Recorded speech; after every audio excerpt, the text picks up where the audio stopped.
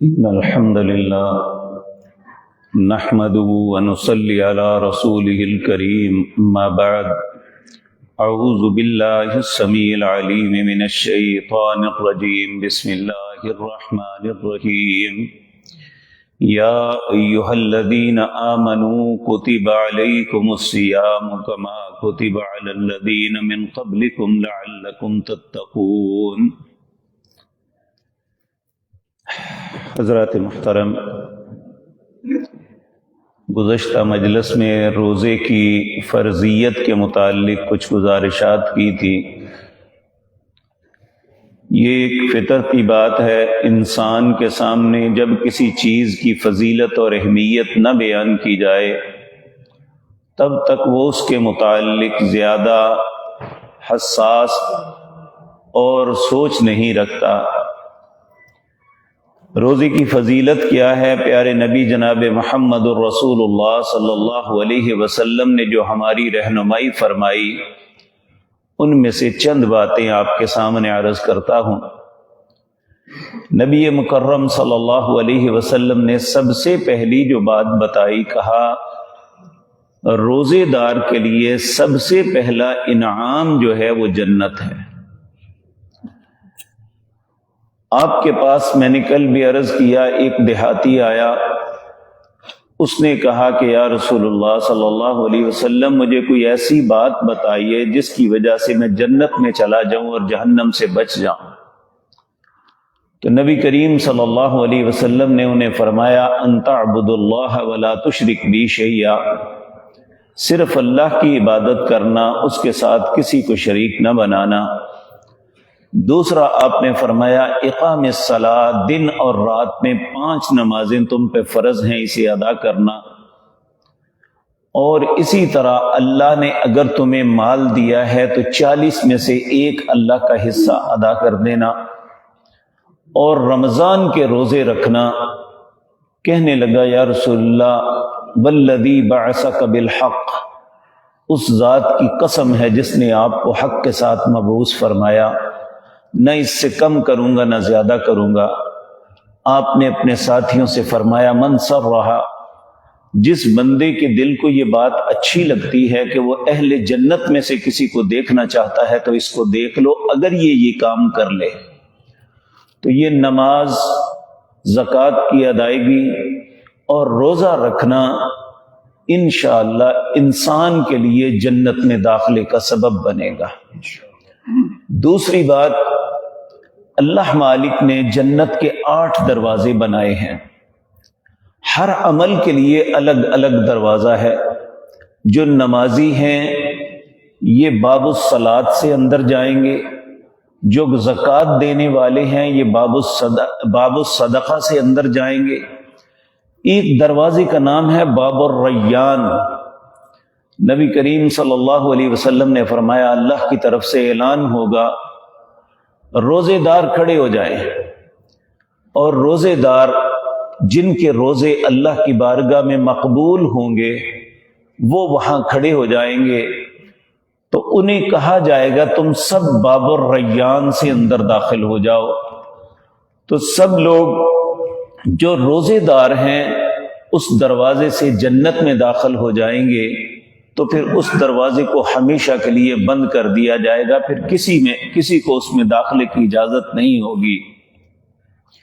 جب یہ بات رسول اللہ صلی اللہ علیہ وسلم نے بتائی تو سیدنا ابو بکر صدیق رضی اللہ تعالی عنہ نے سوال کیا، اے اللہ کے پیارے حبیب، میرے ماں باپ آپ پہ قربان جائیں، مجھے یہ بتائیں کہ ہر عمل والے کو الگ الگ دروازے سے بلایا جائے گا، کوئی ایسا خوش نصیب بھی ہے جسے جنت کے 8 دروازوں سے آواز دی جائے گی کہ جنت میں آ جاؤ؟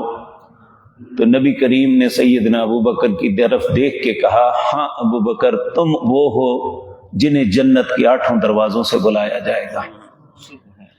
تو اسی طرح نبی مکرم صلی اللہ علیہ وسلم آپ نے فرمایا یہ اعمال اتنے خوبصورت ہیں، ان کی اہمیت اتنی ہے، انسان چاہتے نہ چاہتے اس سے غلطیاں ہو جاتی ہیں۔ نبی کریم صلی اللہ علیہ وسلم نے فرمایا جب ایک نماز کے بعد دوسری نماز انسان پڑھتا ہے اس کے درمیان اگر اس نے کوئی کبیرہ گناہ نہیں کیا تو چھوٹی چھوٹی غلطیاں جو ہے اس نماز کی وجہ سے اللہ اس کی معاف فرما دیتے ہیں۔ پھر اسی طرح ایک جمعے سے لے کر دوسرا جمعہ ادا کرتا ہے، پہلا جمعہ بھی ادا کیا اور صحیح طریقے سے ادا کیا، اور اس کے بعد اگلا جمعہ بھی ادا کیا، تو ان دو جمعوں کے درمیان اللہ اس کی ساری خطاؤں کو معاف کر دیتا ہے۔ پھر اسی طرح آپ نے فرمایا ایک رمضان سے دوسرے رمضان تک، یعنی جن خوش نصیبوں نے گزشتہ رمضان بھی روزے رکھے اور درمیان میں پورے سال کے اندر کوئی کبیرہ گناہ نہیں کیا، کیونکہ کبیرہ گناہ معافی سے معاف ہوتا ہے، اگر انسان اللہ سے معافی نہیں مانگتا تو وہ معاف نہیں، لیکن یہ جو چھوٹی چھوٹی غلطیاں ہوتی ہیں یہ ہمارے نیک اعمال کی وجہ سے ہی اللہ ختم کر دیتے ہیں۔ تو نبی کریم نے فرمایا صلی اللہ علیہ وسلم، ایک رمضان سے دوسرے رمضان تک کفارۃ، یہ کفارہ بن جاتا ہے اس بندے کے گناہوں کا جو سال کے دوران دانستہ یا نادانستہ اس سے سرزد ہو جاتے ہیں۔ تو اللہ ہماری خطاؤں کو بھی معاف فرمائے۔ اسی طرح رمضان کی اہمیت کے متعلق یہ یاد رکھیں، ایک شخص نبی کریم صلی اللہ علیہ وسلم آپ کے پاس حاضر ہوا، کہنے لگا اے اللہ کے پیارے حبیب، میں اس بات کی شہادت دوں کہ اللہ کے علاوہ کوئی الہ نہیں، وَأَنَّكَ رسول اللہ، اور آپ اللہ کے رسول ہیں صلی اللہ علیہ وسلم، میں اگر نماز ادا کروں اور روزہ رکھوں تو میرا کیا انجام ہوگا؟ تو نبی کریم صلی اللہ علیہ وسلم نے فرمایا مع الصدیقین والشہداء، اللہ قیامت کے دن صدیقین اور شہداء کے ساتھ تیرا معاملہ اٹھائے گا، یعنی حالانکہ اس نے شہادت نہیں پائی، وہ اللہ کے راستے میں قتل نہیں ہوا، وہ اپنی نماز اور اپنے روزے کی وجہ سے اللہ رب العزت قیامت کے دن ان پاک باز لوگوں میں اسے شامل فرما دے گا جو صدیقین اور شہداء ہے۔ اور یہ بات یاد رکھو، سب سے پہلا مرتبہ نبیوں کا ہے، اس کے بعد صدیقین کا ہے، اور اس کے بعد شہداء کا ہے۔ یہ تین لوگ وہ ہیں جو سب سے ٹاپر ہوں گے قیامت کے دن، اور جو شخص اپنی نمازوں کو اوقات صحیح وقت پہ ادا کرتا ہے، اپنی نمازوں کی حفاظت کرتا ہے اور روزے کی حفاظت کرتا ہوا روزہ رکھتا ہے، اللہ مع الصدیقین والشہداء اسے صدیقین اور شہداء کے ساتھ قیامت کے دن انہیں بہترین درجات میں جنت عطا فرمائیں گے۔ اللہ ہمارے نصیب میں بھی کر دے۔ اسی طرح یہ روزے کے متعلق رسول اللہ صلی اللہ علیہ وسلم نے فرمایا من صام فی رمضان ایمانا واحتسابا غفر له ما تقدم من ذنبی، جو انسان دو شرطوں کے ساتھ روزہ رکھتا ہے، پہلی شرط ایمانن، ایمان کی حالت میں۔ ایمان کا کیا مطلب ہے؟ کہ انسان اللہ کے احکامات کے لیے اپنے آپ کو ہمیشہ تیار رکھے، اس کے کسی حکم کی نافرمانی نہ کرے، اللہ کے سامنے فرما بردار بن کے رہے، اس کے ہر حکم کی تعمیل کے لیے اپنے آپ کو تیار رکھے۔ جو شخص ایمان کی حالت میں واحتساباً اور اللہ سے اجر کی امید رکھتے ہوئے میں جو کچھ کرتا ہوں انشاءاللہ ایک دن اللہ مجھے اس کا بدلہ عطا فرمائیں گے، تو نبی کریم صلی اللہ علیہ وسلم نے فرمایا اس کا یہ اعتماد، اپنے رب پہ بھروسہ اور اللہ رب العزت کی فرما برداری، ان دونوں باتوں کے سبب غفر له ما تقدم من ذنبی، اللہ اس کے سارے گناہ معاف کر دیں گے۔ اللہ رب العزت ہمارے روزے کو بھی ایسا بنا دے کہ ہمارے سارے گناہ اللہ رب العزت معاف فرما دے۔ اسی طرح میرے عزیز بھائیو، یہ روزہ جو ہے یہ انسان کے لیے جہنم سے آزادی کا سبب بنتا ہے۔ نبی کریم صلی اللہ علیہ وسلم نے فرمایا الصوم جنۃ، یہ روزہ ایک ڈال ہے۔ آپ نے پھر وضاحت کرتے ہوئے فرمایا ایک ڈھال وہ ہے جو انسان اپنے جسم پہ لگاتا ہے تاکہ وہ دشمن کے حملے سے بچ جائے۔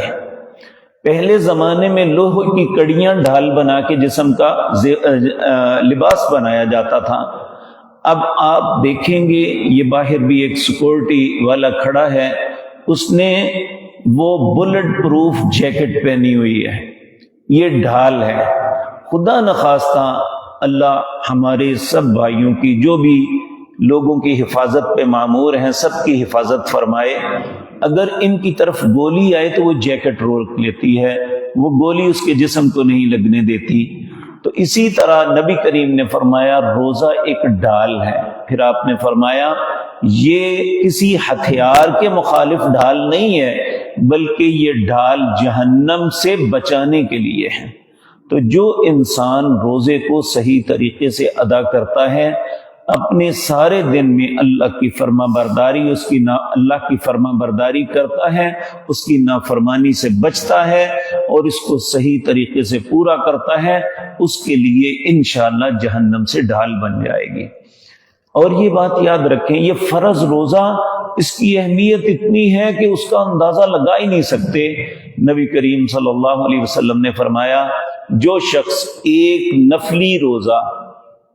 نفلی روزہ فرضی روزے کے سامنے بہت کم حیثیت رکھتا ہے، یعنی یہ آپ چھوٹا سا اندازہ یہ لگا لیں، اگر نفلی روزے کا 1 گنا ثواب ہے تو اس کا 70 یا 700 گنا ثواب ہے۔ تو ایک نفلی روزہ اللہ کی رضا کے لیے رکھتا ہے، جب وہ روزہ افطار کرتا ہے، اس کا روزہ اللہ کی بارگاہ میں مقبول ہو جاتا ہے، تو اللہ اس بندے کو جہنم سے اتنا دور کر دیتے ہیں جتنا ایک سوار 70 سال تک اپنی سواری بگاتا رہے، وہ جتنی دور پہنچے گا اتنا اللہ اس بندے کو اس روزے کی وجہ سے جہنم سے دور کر دیتے ہیں۔ تو جو شخص فرضی روزہ رکھتا ہے اس کی کیا بات ہے کہ وہ اللہ اسے جہنم سے کتنا دور کر دیں گے۔ اس لیے اس کی اہمیت کو سمجھیں کہ یہ روزہ معمولی چیز نہیں ہے، اس کا جو اجر ہے اس کی مشقت کے مقابلے میں وہ بہت بڑا ہے۔ ان اللہ کے انعامات کے مقابلے میں یہ مشقت کوئی حیثیت ہی نہیں رکھتی کہ ہم صرف فجر سے لے کر مغرب تک درمیان میں دوپہر کا کھانا اڑا دیتے ہیں، یا کوئی پانی کے 2 گلاس 4 گلاس پیتے ہیں، وہ نہیں پیتے، اور اس کی وجہ سے بہت سی بیماریوں سے دنیاوی فائدہ یہ ہے کہ نبی کریم صلی اللہ علیہ وسلم نے فرمایا روزہ رکھو اور صحت پا جاؤ۔ بہت سی بیماریاں اس روزہ رکھنے کی وجہ سے اللہ اس انسان کے جسم سے دور کر دیتے ہیں۔